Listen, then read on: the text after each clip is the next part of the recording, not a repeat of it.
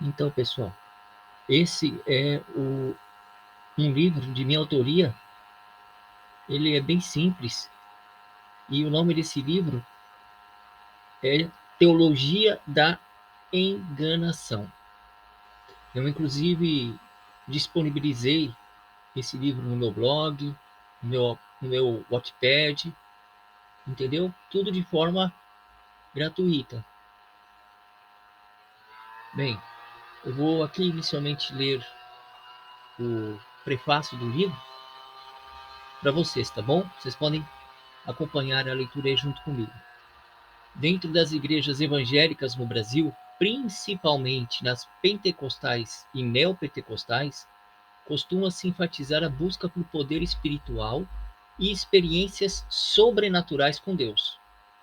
Não vejo problema nenhum nisso. Pelo contrário, essas características fazem parte dos pontos fortes de tais igrejas. No entanto, grande parte dos evangélicos negligenciam o estudo bíblico e não se dão ao trabalho de ler a Bíblia Sagrada em sua totalidade.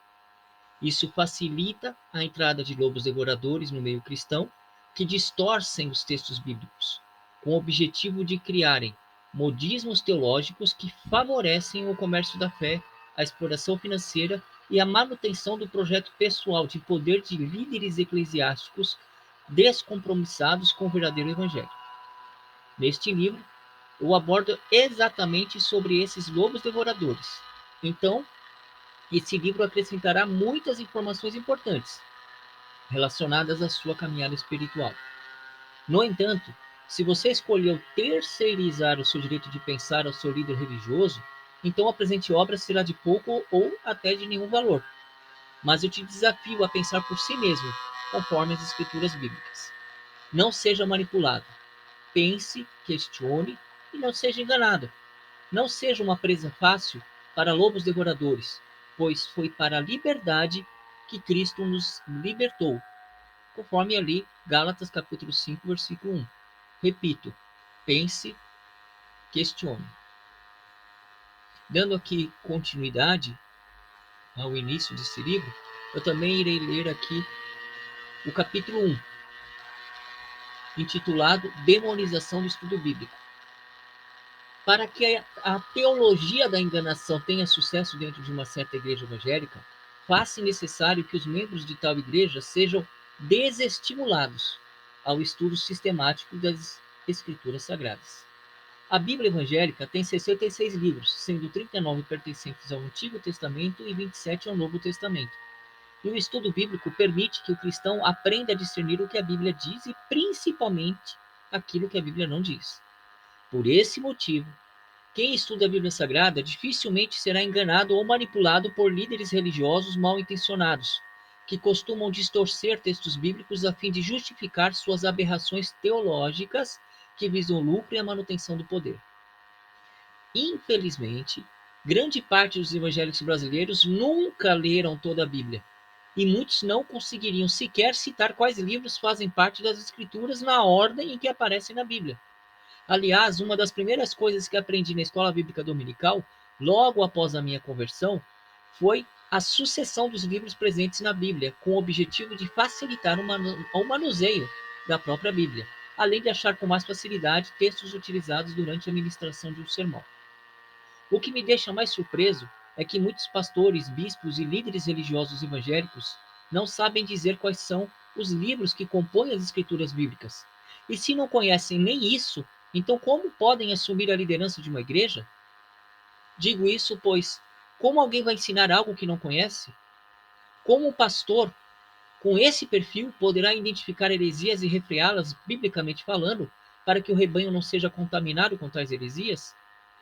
A questão principal é a seguinte: é mais fácil manipular pessoas que nada ou pouco conhecem das escrituras sagradas.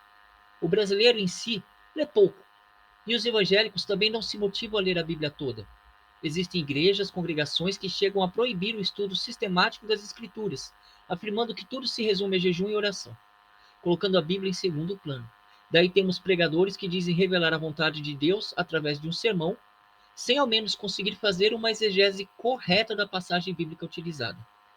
E como tudo ocorre na base da revelação para esses pregadores, para esses anciãos, então a igreja torna-se alvo de distorções teológicas, heresias e manipulações textuais, que só contribuem para aumentar a liberalidade financeira dos fiéis, bem como a submissão desses com seus líderes ungidos. Uma das matérias ensinadas num curso teológico é a chamada hermenêutica, que se aplica à correta interpretação das Escrituras. Dentro da hermenêutica, temos algumas regras que nos ensinam a interpretar os textos bíblicos, respeitando inclusive o contexto em que tais textos ocorrem. Texto fora de contexto é pretexto para heresia, como costumam dizer os estudantes de teologia, e é exatamente isso que fazem os disseminadores e praticantes da teologia da enganação, que precisam desinformar a fim de dominar a mente bem-intencionada dos membros de sua igreja.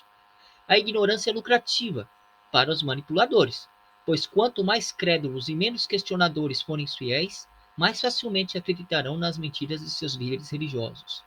Dentre os vários jargões utilizados pelos defensores da teologia da enganação, temos a letra mata, Deus revela a palavra e não precisa estudá-la, a teologia apaga o espírito e etc. Enfim, desculpas para justificar a falta de estudo bíblico não faltam para os líderes manipuladores que querem imbecilizar o rebanho, com o intuito de sujeitá-los aos objetivos nada cristãos da liderança ungida.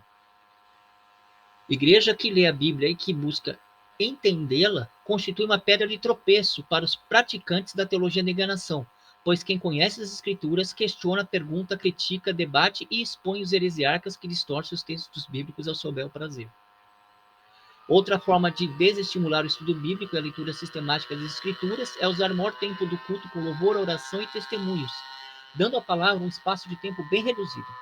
Essa é uma forma bastante eficaz para que um líder eclesiástico ensine ao seu rebanho que não se deve gastar muito tempo com o aprendizado da palavra de Deus. Em tais igrejas, costuma-se enfatizar, em detrimento da palavra, a busca de poder espiritual, busca dos dons do Espírito, jejum, oração, vigílias, oração no monte, uso de objetos supostamente ungidos, louvor, testemunhos, votos de sacrifício, enfatizo aí votos financeiros, uso de utensílios próprios do judaísmo, como a Arca da Aliança, por exemplo. Enfim, fazem tudo de todas essas práticas e de muitas outras, com o objetivo de não sobrar muito tempo para o estudo das Escrituras. De fato, não tenho nada contra jejum, oração, busca de dons espirituais, testemunhos, louvores e vigílias, mas sim do uso de tudo isso como subterfúgio a fim de minimizar o valor do estudo bíblico, colocando-se assim a palavra em segundo plano. Para efeito de informação, não sou a favor de votos de sacrifício, votos aí, claro, financeiros, uso de objetos supostamente ungidos e nem do uso de utensílios que façam alusão ao judaísmo dentro do meio cristão, pois, a meu ver, tais práticas promovem o ensino de heresias, que abrem espaço, inclusive, para que a exploração financeira ocorra, né, em nome da fé. Mas o que a Bíblia diz sobre tudo isso? O meu povo foi destruído porque lhe faltou conhecimento, porque tu rejeitaste o conhecimento, também eu te rejeitarei, para que não sejas sacerdote diante de mim, visto que te esqueceste da lei do teu Deus, também eu me esquecerei dos teus filhos. Está lá em Oséias 4:6. Viram?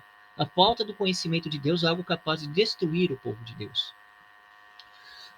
Também tem outro versículo aqui. Antes, crescei na graça e conhecimento de nosso Senhor e Salvador Jesus Cristo. A Ele seja dada a glória, assim como agora, como no dia da eternidade. Amém. Está lá em 2 Pedro 3,18. Ou seja, a própria Bíblia nos diz que devemos crescer no conhecimento. E a única forma de crescermos no conhecimento de nosso Senhor Jesus é através do estudo bíblico. Temos também um outro versículo. E crescia Jesus em sabedoria, em estatura e em graça para com Deus e os homens. O próprio Jesus cresceu em sabedoria, o que também é adquirido através do estudo da palavra de Deus. Recapitulando, a teologia da enganação só dá certo em igrejas e em congregações que desestimulam o estudo bíblico. A demonização do estudo bíblico é uma das táticas dos adeptos da teologia da enganação. E deixar pouco espaço para a pregação bíblica durante o culto é uma das formas eficazes de desestimular o estudo das Escrituras. A falta de estudo da Bíblia abre espaço para a entrada de heresias na igreja. A Bíblia nos estimula a estudarmos as Escrituras de forma sistemática e contínua, ou seja, estudo bíblico é algo que agrada ao Deus vivo. Então é isso, pessoal.